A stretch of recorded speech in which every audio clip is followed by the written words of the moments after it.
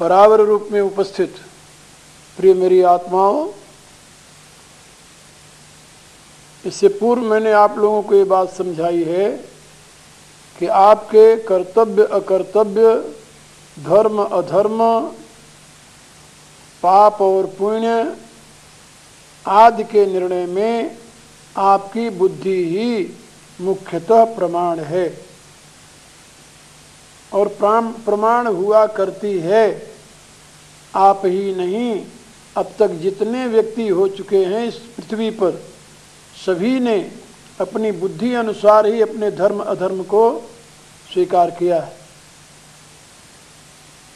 जिसकी जैसी बुद्धि है उसकी वैसी स्थिति होती है, तदनुसार उसका धर्म होता है। इसलिए सही धर्म को जानना हो तो अपनी बुद्धि को विशुद्ध बनाइए। जैसा कि सांख्याचार्यों ने कहा है कि विशुद्ध बुद्धि के प्रकाश में ही धर्म, ज्ञान, वैराग्य और ऐश्वर्य, आपकी बुद्धि शुद्ध है या नहीं, इसका निर्णय कैसे किया जाए? इसका निर्णय किया जा सकता है कि आपका जो धर्म है, जिस धर्म में आपकी आस्था है, वह धर्म राग रहित है या राग युक्त है। यदि वह धर्म राग युक्त है तो ये निश्चय करना होगा कि ये अशुद्ध बुद्धि का परिणाम है। यदि राग रहित है तो ये निश्चय है कि वह विशुद्ध बुद्धि का परिणाम है। आसक्ति रहित हो, जिस धर्म का आप अनुष्ठान करते हैं वही आपके लिए कल्याणकारी होता है, उसी से ज्ञान का उदय होता है। धर्म ते विरति, योग ते ज्ञाना, ज्ञान मोक्ष प्रद वेद बखाना, ये सिद्धांत है। इसलिए जो बुद्धि राग युक्त धर्म में आपको प्रवृत्त करे वह शुद्ध बुद्धि नहीं कही जा सकती। गीता के दूसरे अध्याय में भगवान ने यहाँ पर शुद्ध और अशुद्ध बुद्धि की बात समझाई है। वहाँ पर स्पष्ट शब्दों में कहा है, कामात्मान स्वर्ग परा जन्म कर्म फल प्रदाम क्रिया विशेष बहुलाम भोगैश्वर्य गतिम प्रति भोगैश्वर्य प्रसक्ता नाम तयापहृत चेतसाम व्यवसायत्मिका बुद्धि समाधो न विधीयते। मेरे कहने का अभिप्राय कि यदि आपकी बुद्धि कामना युक्त कर्मों में प्रवृत्त करती है धर्म के नाम पर, तो वह शुद्ध बुद्धि नहीं है, अशुद्ध बुद्धि। क्योंकि जिस बुद्धि में कामना की प्रतिष्ठा है, काम्य पदार्थों की प्रतिष्ठा है, मृतलोक ही नहीं स्वर्गलोक के भोग की प्रतिष्ठा है, वह शुद्ध बुद्धि नहीं कही जा सकती। बुद्धि की शुद्धि के लिए तो दृष्ट अनुश्रविक विषय वितृष्णस्य वशीकार संज्ञा वैराग्यम, सुने हुए और देखे हुए भोगों के प्रति जो तृष्णा है, इस तृष्णा का जब पूर्ण रूप से नाश हो जाए, ये तृष्णा पूर्ण रूप से समाप्त हो जाए, तभी आपका मन आपके बस में हुआ है ऐसा माना जाएगा। और जो जीता हुआ मन है वही बुद्धि की विशुद्धता का यथार्थ प्रमाण है। बुद्ध्या विशुद्धया युक्त धृत्यात्मानम नियम्य च, यहाँ पर भगवान ने स्वयं कहा है कि विशुद्ध बुद्धि के द्वारा ही आत्मा माने मन का नियंत्रण होता है, नियमन होता है। कठोर उपनिषद में यहाँ बुद्धि को सारथी बताया गया है, वहाँ पर भी यही कहा गया है। वहाँ पर भी ऋषि यही समझा रहा है, विज्ञान सारथी अस्तु मनः प्रग्रहवान नर। क्योंकि विज्ञान बुद्धि रूपी सारथी के हाथ में मन रूपी लगाम है, और मन जो है वह उसका एक छोर इंद्रियों से जुड़ा हुआ है, दूसरा बुद्धि के हाथ में है।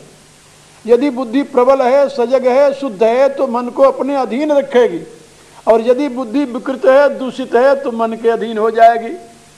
तो जब बुद्धि मन के अधीन हो जाती है तदस्य हरति प्रज्ञा वायुरान्यमसि और बुद्धिनाशात् प्रणश्यति। यदि बुद्धि मन के अधीन हो गई और अपने स्तर से च्युत हो गई तो उस व्यक्ति के जीवन का पतन होता है, विनाश होता है। इसलिए यदि विशुद्ध बुद्धि के धनी हैं आप, तो आप याद रखिए, आप में वासना युक्त कर्म के लिए कहीं स्थान नहीं होगा। और काम्यानाम कर्मणाम न्यासम संन्यासम कयो विदुः, काम्य कर्मों के न्यास को ही संन्यास कहा जाता है। यानी संन्यास का अर्थ ये नहीं होता कि आप सब कुछ त्याग करके इस जंगल में बैठे। संन्यास माने काम्य कर्मों का न्यास। जहाँ काम्य कर्मों की और प्रवृत्ति नहीं है वो सन्यासी है, चाहे वो घर में रहता है या जंगल में रहता है। लेकिन निकम्मा बैठा रहता है क्या? बोले नहीं, कार्य कर्मों का अनुष्ठान करता है।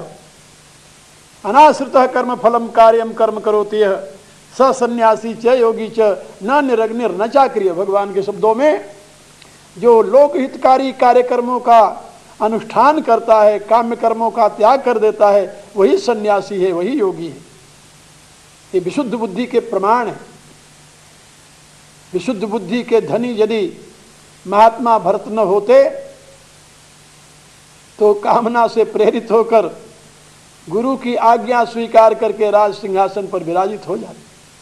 लेकिन ऐसा उन्होंने नहीं किया, नहीं किया। और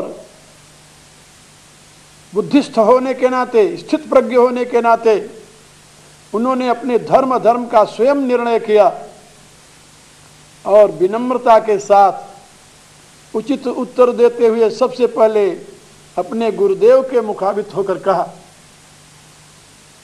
मुहि उपदेश। गोस्वामी जी के शब्दों में देखिए, मुहि उपदेश दीन गुरुनी का प्रजा सचिव सम्मत सबही का। गुरुदेव ने मुझे बहुत उत्तम, बहुत अच्छी सीख दी है, बहुत अच्छा उपदेश दिया है। ये नहीं कहा गलत कहा, ना ना, गुरु कभी गलत कह सकता है। मुहि उपदेश दीन गुरुनी का, और गुरु के उपदेश के साथ ही प्रजा सचिव सम्मत सबही का। प्रजा ने, सचिव ने उस उपदेश का समर्थन किया है, अभिनंदन किया है। और इतना ही नहीं, मातु उचित धरी आयसु दीना। और राम की माता, यहां मातु शब्द का अभिप्राय राम की माता कौशल्या से। मातु उचित धरी आयसु दीना, बहुत ही अच्छी आज्ञा दी है, उचित आज्ञा दी है। माता ने जो आज्ञा दी है उसको मैं सिरोधार्य करना चाहता हूं, उसका मैं अनुकरण करना चाहता हूं, इसमें संदेह नहीं है। मुहि उपदेश दीन गुरुनी का प्रजा सचिव सम्मत सबही का। मात उचित धरी आयसु दीना और अवश्य शीस धरी चाहूं कीना। और माता पिता और गुरुजन प्रजाजन और सचिव की आज्ञा का मैं सिरोधार्य, आज्ञा को मैं सिरोधार्य करना चाहता हूं, पालन करना चाहता हूं, अवश्य ही पालन करना चाहता हूं। क्योंकि मैं भली भांति जानता हूं गुरु पितु मातु स्वामी सिख बानी। माता पिता गुरु और स्वामी, गुरु सिख मातु, गुरु सिख, गुरु पितु मातु स्वामी हितबानी।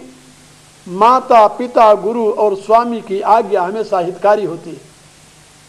गुरु पितु मातु स्वामी हितबानी, सुनि मन मुदित करिय भल जानी। इनको प्रसन्न मन से सुनना चाहिए और उसका अनुकरण करना चाहिए, अपने लिए हितकर जान करके उसका अनुकरण करना चाहिए। क्योंकि ये कभी मानव के अहित की बात बता ही नहीं सकते। यथार्थ माता यदि माता हो, सही माने में, तो कभी भी पुत्र के लिए अहित की बात नहीं बताएगी। यहाँ एक माता कैकेयी है, वहीं पर दूसरी माता सुमित्रा भी तो है। वो अपने पुत्र से क्या कहती है कि तात तुम्हारी मातु बेदेही, पिता राम सब भांति सनेही, जो सुत सिय राम बन जाही, तो अवध तुम्हार काज कछु नाही। वो भी तो एक माता है, क्योंकि वो जानती है कि पुत्रवती युवती जग सोई, रघुबर भगत जासु सुत होई। यथार्थ में वही नारी पुत्रवती कहलाने की अधिकारिणी है। कौन नारी? का जननी जने तो भक्त जन, या दाता या सूर, नहीं तो जननी बांझर वृथा गमावतनु। जो या तो वीर पुत्र पैदा करती है जो राष्ट्र की रक्षा में काम आता है, या दानी पैदा करती है जो राष्ट्र के हित का संपादन करता है, और या परमात्मा का भक्त पैदा करती है जो लोक परलोक दोनों से उसका उद्धार कर देता है। इसके विपरीत विषयासक्त संसार में निरत रहने वाले कामना के गुलाम संतान को उत्पन्न करके माता व्यर्थ में ही अपनी युवावस्था को नष्ट करती है। इसलिए गोस्वामी जी ने लिखा है, जननी यौवन बिटप कुठारू। ऐसी संतानें जो हैं वो माता की युवावस्था रूपी वृक्ष को काटने के लिए कुठार रूप में उत्पन्न होती है। मेरे कहने का अभिप्राय केवल इतना ही है कि महात्मा भरत भली भांति जानते हैं कि मेरी माता, मेरे गुरु और मेरी प्रजा, मेरे सचिवगण, ये सब सुबोध हैं, इसलिए मेरे हित की बात ये कह रहे हैं। लेकिन जिस हित की बात कर रहे हैं उस हित का परिणाम है स्वर्ग की प्राप्ति। उस हित का परिणाम क्या है? ते भाजन सुख सुजस कर बसई अमर पतियैन। उनको संसार में सुख मिलता है, यश मिलता है, अंत में स्वर्ग मिलता है। जन सामान्य क्या तो यही प्राप्तव्य है, जन सामान्य तो यही पाना चाहता है। लेकिन भरत कहते हैं मैं जानता हूं गुरु पितु मातु स्वामी हित बानी, सुनि मन मुदित करिय शुभ जानी, उचित की अनुचित किए विचारू, धर्म जाय सिर पातक भारू। और अपने इन पूज्य जनों की वाणी को सुनकर यदि व्यक्ति उचित और अनुचित का विचार करने लगे तो उसका सामान्य धर्म नष्ट हो जाता है और उसे पाप लगता है, पाप लगता है। लेकिन भरत जी कहते हैं कि तुम तो देव मोहि सिख सोई, जो आचरत मोर भल होई। आप लोग मुझे वही शिक्षा दे रहे हो जिसका आचरण करने से मेरा भला होगा, मैं जानता हूं। लेकिन मैं क्या करूं, मैं परवश हूं। यद्यपि यह समुझत हूं नीके, तदपि हो तो परितोषण जी के। यद्यपि मैं इस सत्य को भली भांति जानता हूं, फिर भी मेरे हृदय को संतोष नहीं होता। आपकी आज्ञा का पालन करने से मेरे हृदय की तुष्टि नहीं होती। और राजर्षि मनु ने धर्म की व्याख्या करते हुए 4 बातें वहां पर कही है। वेद स्मृति सदाचार स्वसच प्रियमात्मन।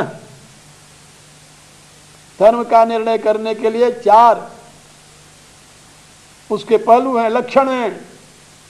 धर्म वेद सम्मत होना चाहिए। वेदो अखिलो धर्ममूल, धर्म जिज्ञासमानानाम प्रमाणम परमम श्रुति। वेद का समर्थन होना चाहिए। दूसरा, स्मृतियों का समर्थन होना चाहिए। स्मृतियां उसके लिए क्या कहती हैं?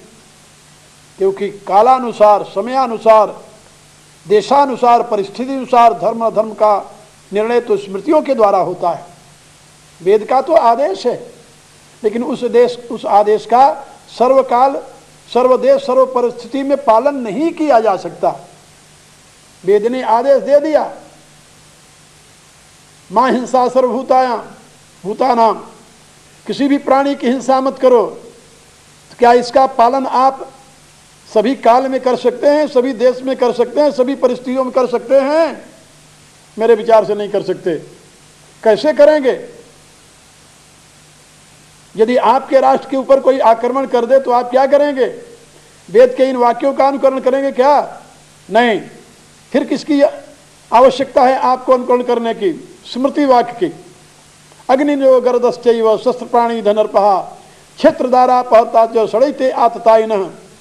ये मनु कह रहे हैं, आततायी हतो पुंसाम, आततायी को बिना विचारे, आततायन मायातम हत्वादेवन अविचारे, हत्वाद एव अविचारे। आततायी को मारने में जरा भी विलंब नहीं करना चाहिए, बिना विचारे उसका वध कर देना चाहिए, क्योंकि यदि तुम उसका वध नहीं करते हो तो तुम्हारा वध कर देगा वो। यही स्थिति आई भगवान राम के सामने जब विश्वामित्र जी लेकर जा रहे थे और ताड़का गरजते हुए उनके सामने आई, और जब गुरु विश्वामित्र ने कहा राम तुरंत इसका वध कर दो, धनुष उठा लो। राम ने कहा गुरुदेव हम क्षत्रिय हैं और हमारे यहाँ तो नारी हत्या महापाप बताया गया है। क्षत्रियों के लिए उचित नहीं है कि बालक पर, स्त्री पर और रोगी पर जो पीठ दिखाकर भाग रहा उस पर शस्त्र का प्रहार करें। विश्वामित्र ने कहा कि ये बात हम तुम्हें बाद में समझाएंगे, जब तक हम तुम्हें धर्म की बात समझाएंगे तब तक तुम हम तीनों का भक्षण कर जाएगी, इसलिए पहले उसका वध कर मेरी आज्ञा का पालन करते हुए, फिर बाद में हम समझाएंगे तुम्हें। राम ने गुरु की आज्ञा का पालन करते हुए उसका वध किया। फिर विश्वामित्र ने समझाया, और जो विश्वामित्र ने समझाया वो वेद वाक्य नहीं हो, स्मृति वाक्य कहा जाता है। तो मेरे कहने का प्राय कि देश काल परिस्थिति के अनुसार धर्म का निर्णय करना ये स्मृति का कार्य है, और सर्वदेश के लिए सर्वकाल के लिए एक जनरल जिसे कहते हैं सामान्य धर्म का आदेश देना यह वेद का कार्य है। इसलिए वेद स्मृति और फिर सदाचार। फिर कभी किसी ने ऐसा किया है कि नहीं किया है, उस ऐतिहासिक पुरुष द्वारा आचरित जो जीवन विधान है, धर्मानुष्ठान है, उसको सदाचार के नाम से कहा गया है। लेकिन इन सबके परे एक और लक्षण है धर्म का, स्वस्य च प्रियमात्मन, जो आपकी बुद्धि को प्रिय लगता हो, हितकर लगता हो। वेद कहता हो, स्मृति कहती हो, सदाचार कहते हो, लेकिन आपके हृदय को, आपकी बुद्धि को ग्राह्य नहीं है, तो धर्म नहीं होगा आपके लिए, याद रखिए।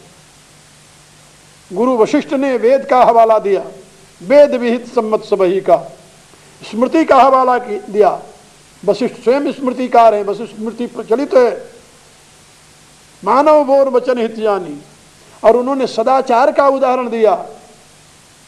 तनय जयाति ही यो बन देव, परशुराम पितु आज्ञा राखी, आदि आदि सदाचार है।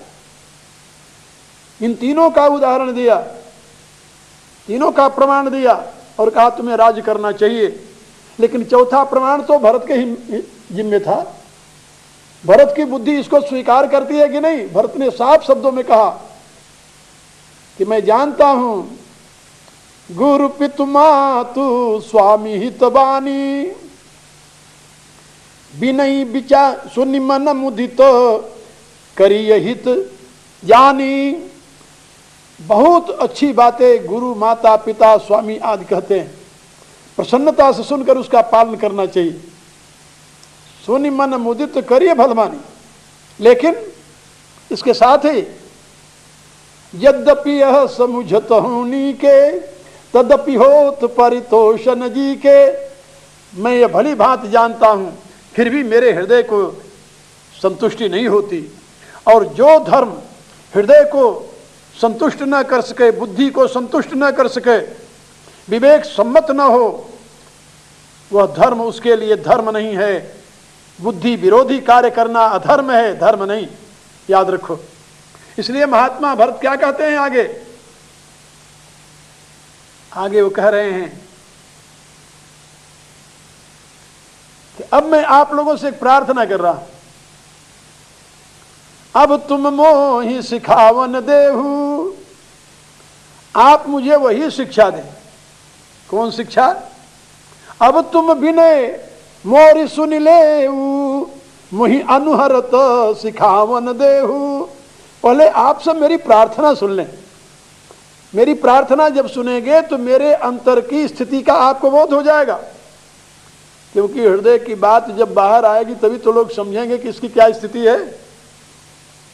शास्त्रकारों ने भी यही बात कही है कि जब आदमी बोलता है तभी उसके अंतर की स्थिति का पता चलता है।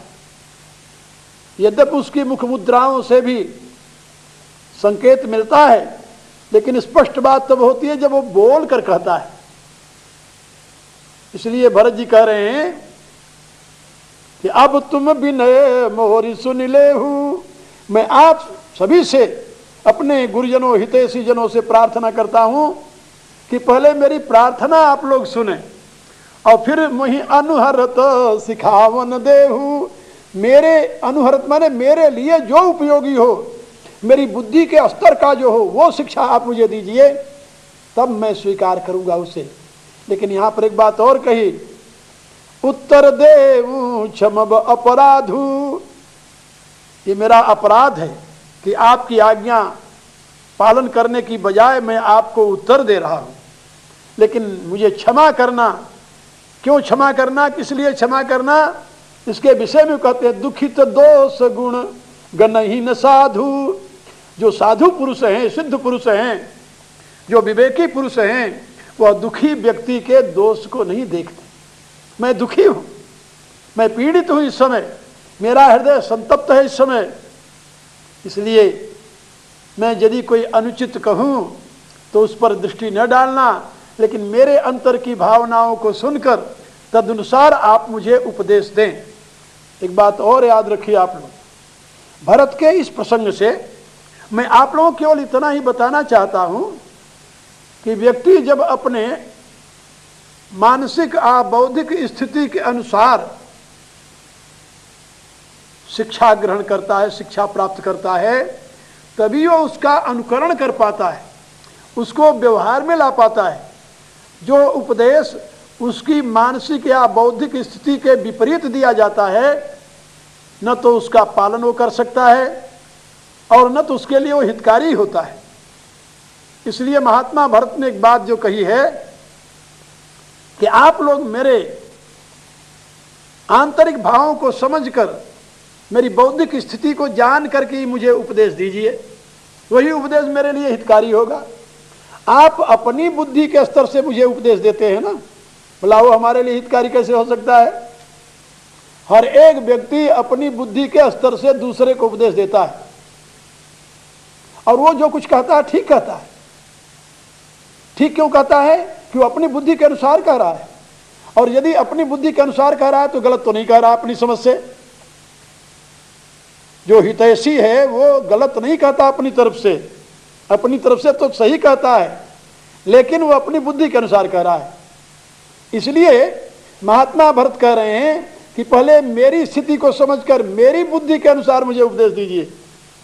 और इसके साथ उन्होंने एक प्रश्न खड़ा कर दिया। क्या प्रश्न किया?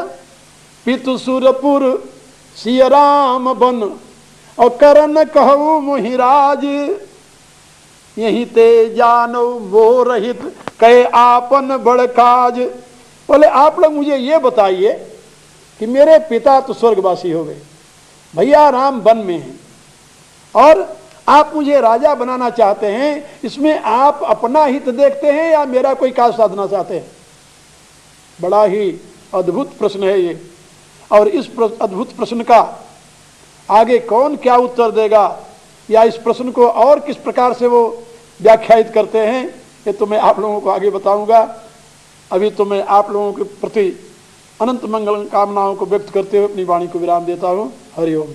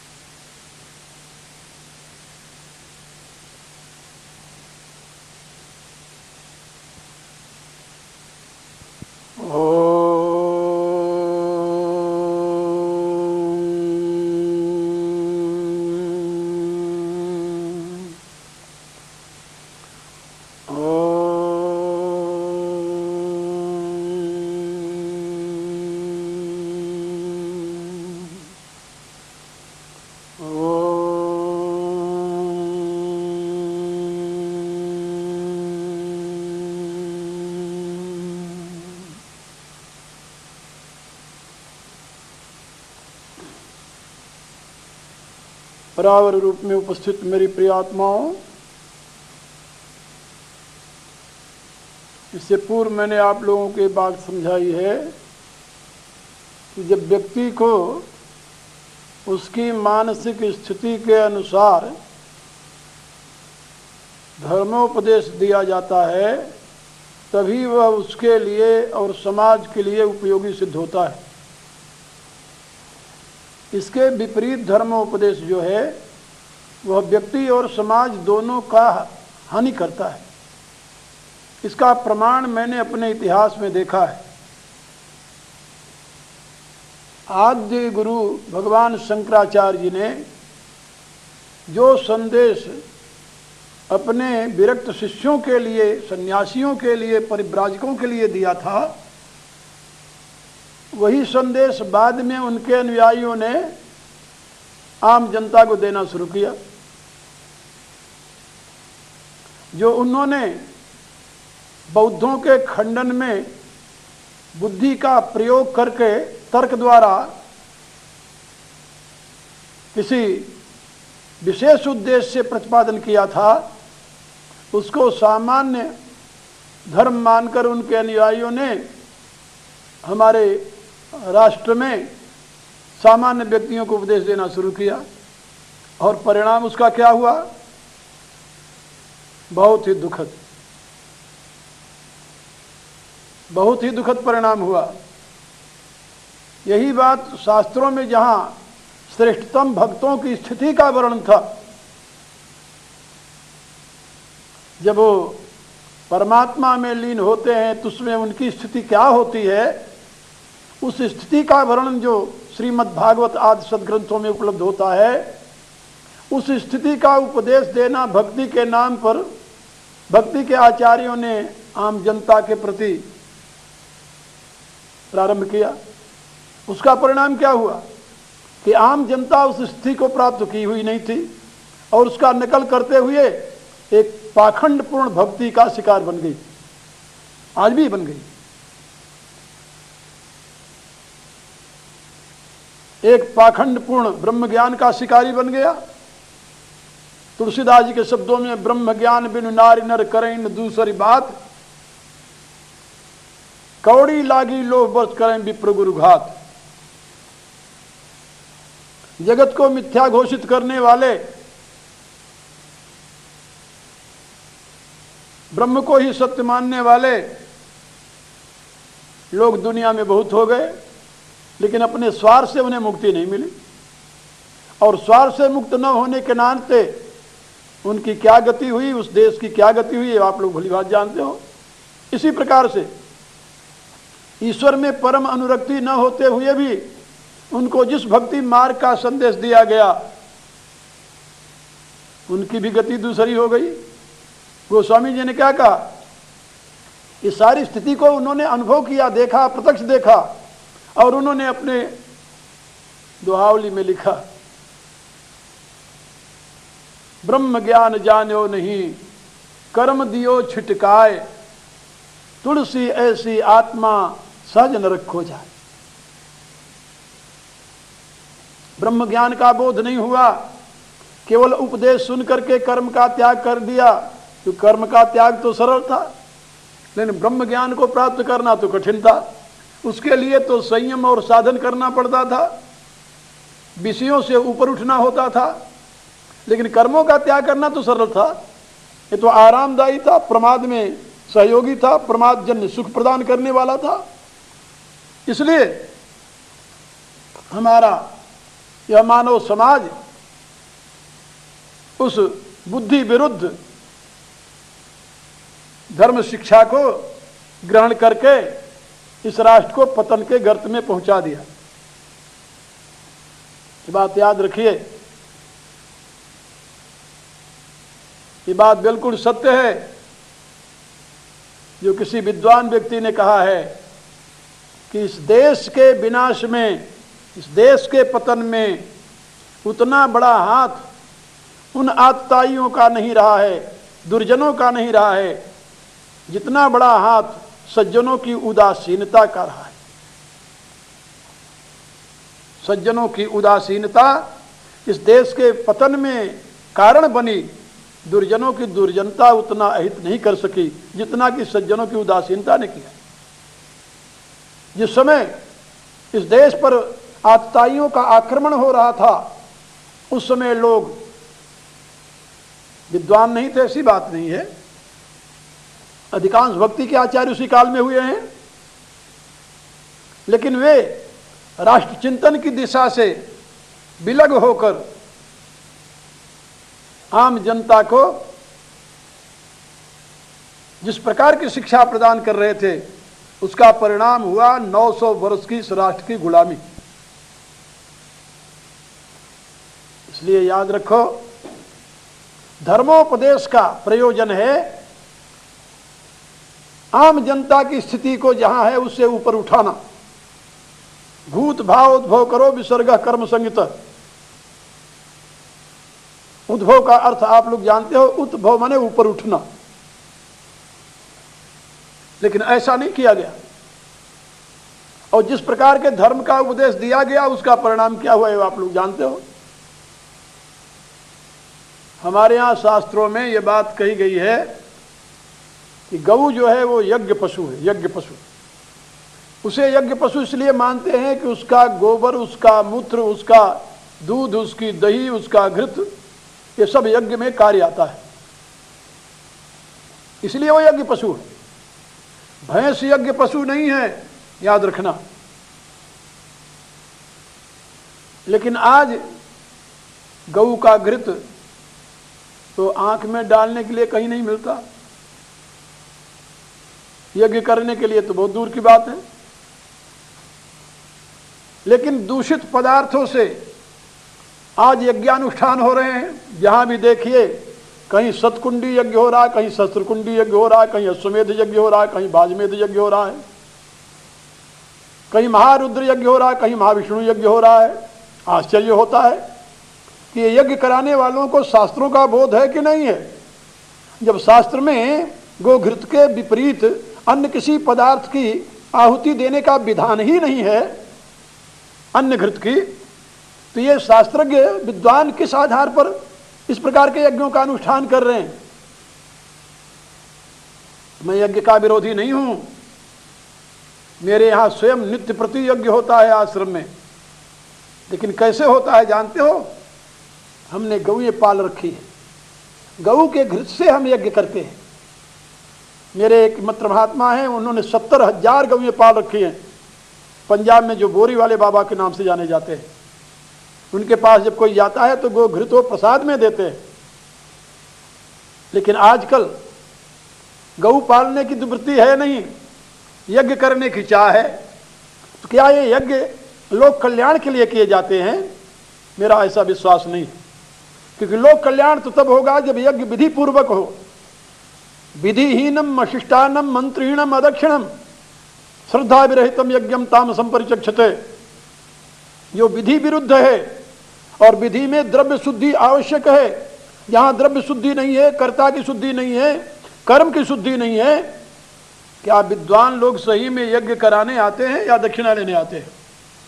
या यज्ञानुष्ठान कराने वाला लोक कल्याण की दृष्टि से यज्ञ करा रहा है या धन इकट्ठा करने की दृष्टि से करा रहा है? ये बहुत ही विचित्र बात है। मैंने एक बार और आप लोगों को बताया था कि जब धर्म जीवन के विकास का नहीं बल्कि जीविका कमाने का साधन बन जाए तो उन धर्मानुयायियों का पतन होता है, उत्थान नहीं होता। आज लाख नहीं करोड़ करोड़ रुपए यज्ञ के नाम पर खर्च किए जाते हैं। और मैं जब उन महापुरुषों से कहता हूं कि यही करोड़ रुपए लगाकर उन गरीबों के लिए एक विद्यालय बनाओ जिसमें उन गरीबों के बच्चे आकर पढ़ें, जिससे उनका कल्याण हो, समाज का उत्थान हो, तो वो कहते हैं कि तुम तो धर्म विरोधी हो गए। क्या कहा जाए? मेरे कहने का अभिप्राय कि वर्तमान का जो धर्म प्रचार है वह राष्ट्र की उन्नति में कितना कारगर हो रहा है, कितना उपयोगी सिद्ध हो रहा है, ये हमें देखना चाहिए। आज यज्ञ के नाम पर जो कुछ हो रहा है वो राष्ट्र की उन्नति में कितना सहयोग दे रहा है। महाभारत में लिखा हुआ है कि ब्राह्मण के लिए यज्ञ है जप यज्ञ केवल, क्षत्रिय के लिए यज्ञ है द्रव्य यज्ञ केवल। अश्वमेध आदि यज्ञ जो है ये क्षत्रियों के लिए, ब्राह्मणों के कार्य नहीं है। और जप यज्ञ जो है वो ब्राह्मण के लिए है। और भगवान ने गीता में क्या कहा है, यज्ञानाम जप यज्ञोस्मि, जप यज्ञ मेरी विभूति है, मेरा ही स्वरूप है। भला जप यज्ञ को छोड़ करके जब हमारे पुराण हमारे शास्त्र ये कहते हैं कृते अध्यायते विष्णु त्रेतायाम यजतो मुखई द्वापरे परिचर्यायाम कलौ तदहर कीर्तनात्, कलयुग का धर्म जो है वो यज्ञ आदि नहीं है, वह केवल सत्संग है, भगवत सुमिरन है। तो इस सरल मार्ग के विपरीत जनता में वर्तमान में जो कुछ प्रचारित और प्रसारित हो रहा है धर्म के नाम पर, अब आप स्वयं सोचिए कि ये कितना उपयोगी है। इसलिए मैं आप लोगों से निवेदन कर रहा था कि उपदेश होना चाहिए युग धर्मानुसार। ब्रह्म सत्य है, जगत मिथ्या है, उनके लिए जो अब चतुर्थ अवस्था में पहुंच गए हैं, उनके लिए नहीं जो कल पैदा हुए अभी विद्यार्थी जीवन जी रहे हैं, उनके लिए नहीं जो गृहस्थाश्रम में बैठे हुए हैं, उनके लिए ब्रह्म सत्य जगत मिथ्या नहीं है, उनके लिए तो जगत सत्य है। और यदि वे जगत सत्य को नहीं स्वीकार करेंगे तो आप ऐसे हमारे ऐसे लोग कहां से जन्म लेंगे? आप बताइए, उन बड़े से बड़े आचार्यों अवतारों ने कहां से जन्म लिया? यदि गृहस्थाश्रम न होता तो कहीं किसी के दर्शन होते क्या? इस सत्य को कौन नहीं जानता कि हम आप सब किसी माता पिता के रजवीर से ही पैदा हुए हैं? कौन नहीं जानता कि हमारी सत्ता, महत्ता, हमारी योग्यता और हमारी सामर्थ्य का आधार वही प्रक्रिया है जिसे गृहस्थाश्रम कहते हैं? फिर आप बताइए, उसको आप झूठा कैसे सिद्ध कर सकते हैं? आप सत्य हैं और मिथ्या है, वो गलत है। आज भी बहुत से विद्वान हैं जो इस सत्य को समझ करके समाज को सही दिशा प्रदान कर रहे हैं, इसमें कोई संदेह नहीं है। लेकिन मैं फिर निवेदन करूंगा कि देश काल परिस्थिति को देख करके जनता को दिया गया उपदेश ही युग धर्म के नाम से कहा गया है। और तुलसीदास जी ने स्पष्ट शब्दों में लिखा है कि बुद्ध युग धर्म ज्ञानी मन माही, तजी अधर्म रति धर्म कराही। जो विवेकी लोग हैं वो युग धर्म को जानते हैं। यही तो कारण था कि महाराज वशिष्ठ तत्कालीन स्थिति में भरत के लिए क्या धर्म है ये नहीं समझ पाए। श्रोत्रिय थे, ब्रह्मनिष्ठ थे, कोई संदेह नहीं, नीतज्ञ थे, राजगुरु थे, सब कुछ था, ज्ञान के समुद्र थे। गुरु विवेक सागर जग जाना, जिन्हें विश्व कर बदर समान। भरत कहते मोका तिलक साज सज सो, भय विद विमुख विमुख सबको। अभिप्राय ये है कि हर एक व्यक्ति को या समाज को या राष्ट्र को धर्मोपदेश करना चाहिए, लेकिन कैसा? जो तत्कालीन परिस्थिति में उस समाज को, राष्ट्र को, व्यक्ति के जीवन को उन्नत करने वाला हो, ऊपर उठाने वाला हो। इसीलिए भरत ने कहा तुम तो देव सरल सिख सोई, जो आचरत मोर भल होई। आप लोग मुझे एक शिक्षा जो दे रहे हो, ये शिक्षा जो दे रहे हो सरल है। ये तो सबसे सरल बात है कि कहा राजगद्दी बैठो, बैठ जाओ, इसमें कोई कठिनाई तो नहीं है। लेकिन जो महापुरुष हैं वो सरल रास्ते से नहीं चलते ना। इसीलिए कवि ने लिखा है मेरी अपनी पगडंडी है मैं चलता हूं, तुम चलो उसी पथ पर जिस पर सब जाते हैं। कांटों में पांव बढ़ाता है कोई कोई, फूलों की गैल सभी अपनाते हैं। ये बिल्कुल सही बात है। यदि आप ये घोषणा करें मेरी राह बड़ी अटपट है, कैसे इस पर चल पाओगे, पग पग पे पहाड़ के ठोकर कैसे यार संभल पाओगे। मैं हूं राही कंटक पथ का, मुझे राजपथ कभी न भाया, उपरामता रही कुंजों से प्रिय लगती करील की छाया। बीहड़ कानन के खगमग हैं मेरे बचपन के साथी, और मधुबन की मधुमेह मादकता मुझको अधिकर नहीं सुहाती। ये जो स्थिति है ये वीरों की है, साहसी पुरुषों की है, जो विकट परिस्थिति में भी मार्ग निकाल लेते हैं, जो धर्म के यथार्थ स्वरूप को जानते हुए अपने को अपने समाज को सही दिशा प्रदान करते हैं। भरत का चरित्र उन महापुरुषों में एक है। भरत कहते हैं कि पहले आप मेरे प्रश्नों का उत्तर दीजिए कि आप मुझे राजा बनाकर मेरा भला करना चाहते हैं या आपका कोई स्वार्थ इसमें सिद्ध हो रहा है। और यदि आपने मुझे राजा बनाया तो याद रखिए मेरा तो भला होगा नहीं, मेरा भला नहीं होगा। क्यों नहीं होगा? कहा कि मैं जानता हूं मेरा भला किसमें है, क्योंकि अपने विषय में जितना व्यक्ति स्वयं जानता है उतना दूसरा नहीं जान सकता। ये तो आप लोग भी समझते होंगे कि आप अपने विषय में जितना जानते हैं क्या दूसरा कोई जान सकता है? आप अपने लिए जो निर्णय ले सकते हैं क्या दूसरा कोई उतना ले सकता है? नहीं ले सकता। आप अपनी बुद्धि को किसी के पास गिरवी रख दें बात अलग रही, किसी की बुद्धि के गुलाम हो जाए वो बात अलग रही, लेकिन यदि आप बुद्धिमान हैं, अपनी बुद्धि का प्रयोग करते हैं, तो अपने विषय में सबसे अधिक आप जानते हैं और अपने लिए सबसे उत्तम मार्ग आप प्रशस्त कर सकते हैं। यही बात महात्मा भरत कह रहे हैं कि यदि आप इसमें मेरा हित देखते हैं तो मेरा हित इसमें है नहीं। हित हमार सिय पति सेवकाई, सो हरिली न मातु कुटिलाई। मेरा हित तो भगवान श्री राम की सेवा में था। मेरे ज्येष्ठ भ्राता थे, ज्येष्ठ भ्राता पिता तुल्य होता है, उसकी सेवा ही लघु भ्राता का धर्म है और उसी में उसका हित निहित है। और राम ऐसा ज्येष्ठ भाई हो फिर कहना ही क्या। हित हमार सिय पति सेवकाई, सो हरली न मातु कुटिलाई। शोक समाज राज कहीं लेखे, लखन राम सिय बिनु पग देखे। और मेरे लिए जो राज्य की बात आप लोग कर रहे हैं, ये शोक से भरा हुआ समाज और ये शोकपूर्ण राज्य मेरे किस गिनती में है? मैं इसे कोई महत्व नहीं देता। मैं महत्व देता हूं केवल श्री सीताराम लक्ष्मण के चरणों के दर्शन को। क्यों? तो यहां पर भरत ने कुछ सिद्धांत बताए हैं। वो सिद्धांत सभी के लिए सर्वकालिक और सार्वभौम है। उनका सिद्धांत सुनिए। वो कहते हैं बादि बसन बिनु भूषण भारू, बादि बिरति बिनु ब्रह्म विचारू। किसी नारी को नख से सिख तक आभूषण पहना दिया जाए लेकिन उसको वस्त्र न पहनाया जाए।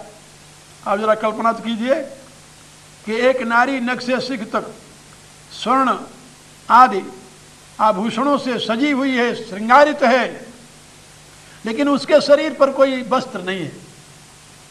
यही बात हनुमान जी ने कही थी, सब भूषण भूषित बर नारी, बसन बिना नहीं सोह सुरारी।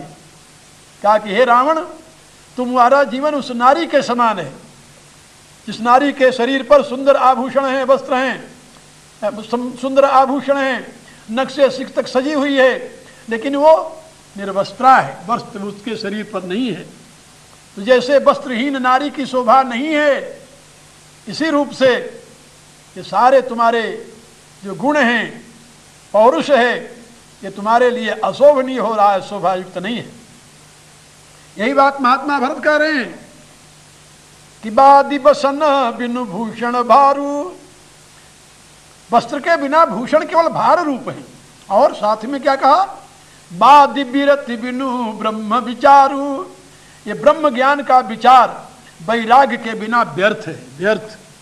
याद रखो, वर्तमान में आप देखते जाइए, ये जितने बड़े बड़े ब्रह्मज्ञानी घूम रहे हैं, कहीं भागवत की कथा हो रही है, कहीं उपनिषद कथा हो रही है, कहीं वेद की कथा हो रही है, इनके जरा जीवन को तो देखिए, कितना वैराग्य है जीवन में, कितना लोग हित में अपने आप को लगाए हुए हैं, कितना लोग कल्याण के काम में स्वयं को समर्पित किए हुए।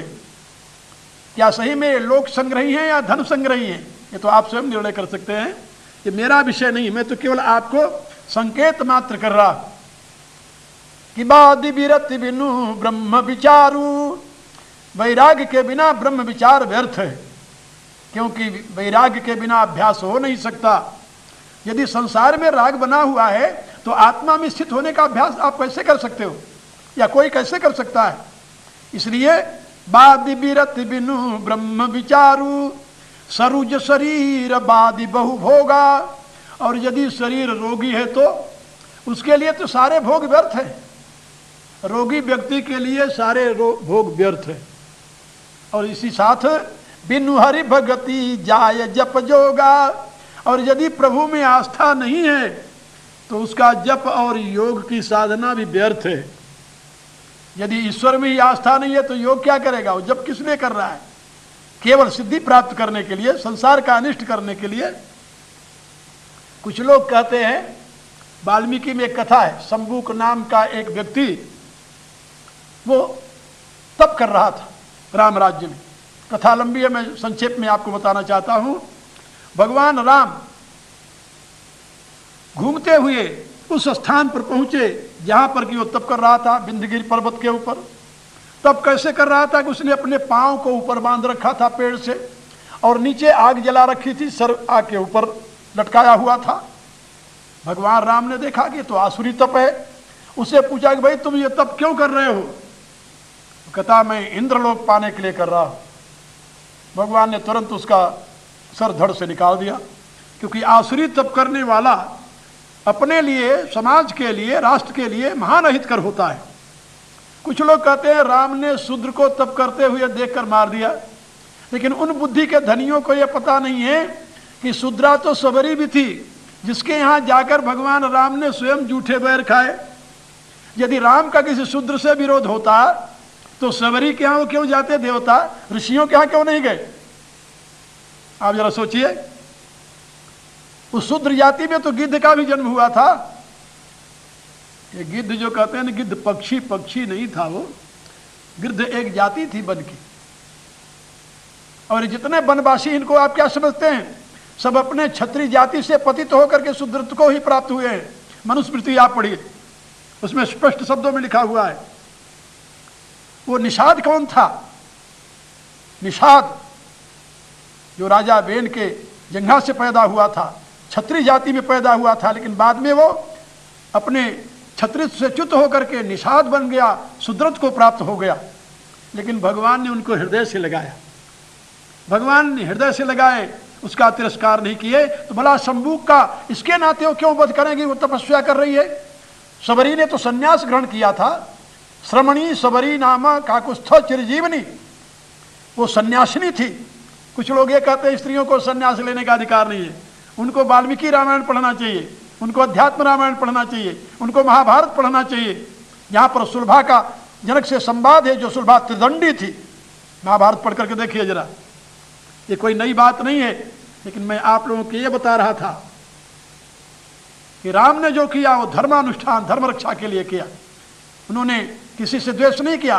राम ने तो रावण का भी वध किया था, जो ब्राह्मण कुल में पैदा हुआ था।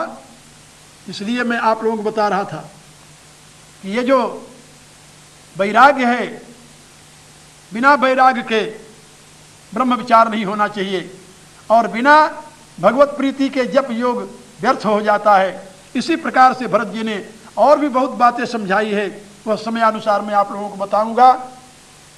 अभी तो मैं अपनी वाणी को इन्हीं शब्दों के साथ विश्राम देता हूँ। हरि ओम तस्सत्।